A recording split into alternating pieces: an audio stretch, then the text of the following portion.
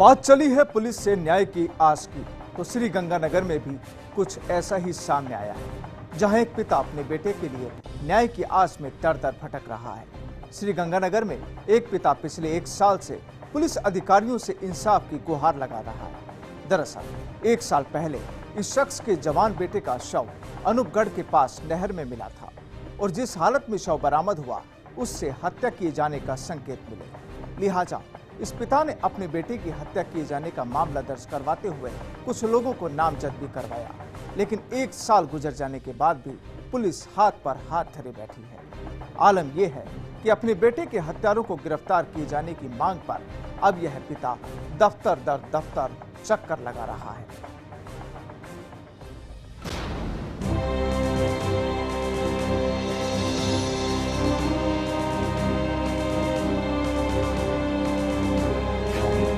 किसी ने सच ही कहा है, इंसानी जिंदगियों की यहाँ फिक्र नहीं, रसूखदारों के जानवरों की भी होती है हिफाजत यहाँ। पुलिस के मौजूदा ढांचे पर यह पंक्तियां सटीक बैठती है। अगर यह गलत होता तो पुलिस तंत्र के आगे इंसाफ पाने वाले गिड़गिड़ाते नजर नहीं आते। श्री गंगानगर के रहने वाले गिरवर सिंह की पीड़ा भी कुछ ऐसी ही है। शायद ही कोई ऐसा दिन हो जब गिरवर सिंह को कलेक्ट्रेट या एसपी ऑफिस के चक्कर लगाते न देखा जाता हो। पिछले 1 साल से लगातार गिरवर सिंह इसी तरह से अधिकारियों से मिलने आ रहे हैं और इंसाफ की गुहार लगा रहे हैं।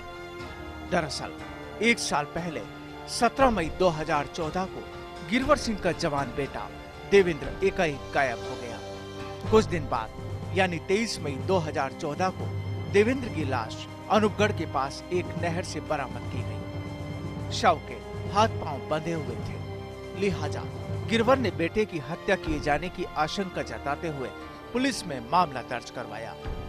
जिन लोगों पर शक था उनके नाम भी पुलिस को बताए गए, लेकिन कोई कार्रवाई नहीं हुई। लिहाजा किसी वक्त सेना में सिपाही रहे गिरवर सिंह इस सिस्टम से लड़ने के लिए खासी मशक्कत कर रहे हैं। तो डेड बॉडी सही थी सर, बिल्कुल। उसका नाक तोड़ा हुआ था बच्चे का सर, और 30 फीट रस्सी से, मोटी रस्सी से, हरे रंग की से हाथ पैर बांधे हुए थे सर। हमने नामजद कराया लेकिन किया नहीं पुलिस ने सर उन लोगों का नाम। अब नाम बताया था, कौन नाम बताया? मैंने नाम बताया था सर। एक का नाम है सज्जन सिंह, एक का नाम है मेघ सिंह, एक का सुरेंद्र सिंह, एक का बज्जू सिंह, राजू नाइक और जसवीर नरेंद्र, इनके नाम बताए थे सर उनको। लेकिन उन लोगों ने उस टाइम मेरे कहने से नाम नहीं लिखे थे सर। अपने कलेजे के टुकड़े का इस तरह से दूर चले जाने से बड़ा और कोई दुख किसी भी माँ के लिए नहीं हो सकता। जिस बच्चे को जन्म दिया, पाल पोस कर बड़ा किया, लेकिन जवान होने पर उसे किसी ने मौत के घाट उतार दिया। गिरवर सिंह की पत्नी जब जब भी अपने बेटे को याद करती है, उसकी आंखों में आंसुओं का सैलाब बहने लगता है। हलक से आवाज निकलना भी मुश्किल हो जाता है। यह माँ भी रह रहकर बस यही गुहार लगाती है कि मेरे बेटे के हत्यारों को गिरफ्तार करो।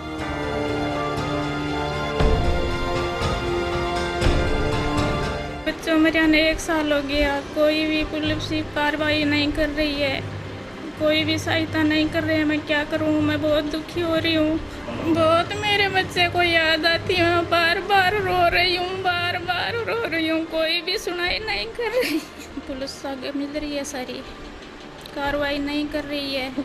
मैं बहुत परेशान हो रही हूँ, मेरा छोरा चले गया, मैं बहुत दुखी हो रही हूँ, मैं बार बार रो रही हूँ। अब बात करते हैं इस मामले से जुड़ी पुलिस या कार्रवाई की। 1 साल गुजर जाने के बाद भी पुलिस आरोपियों का कोई सुराग नहीं लगा पाई।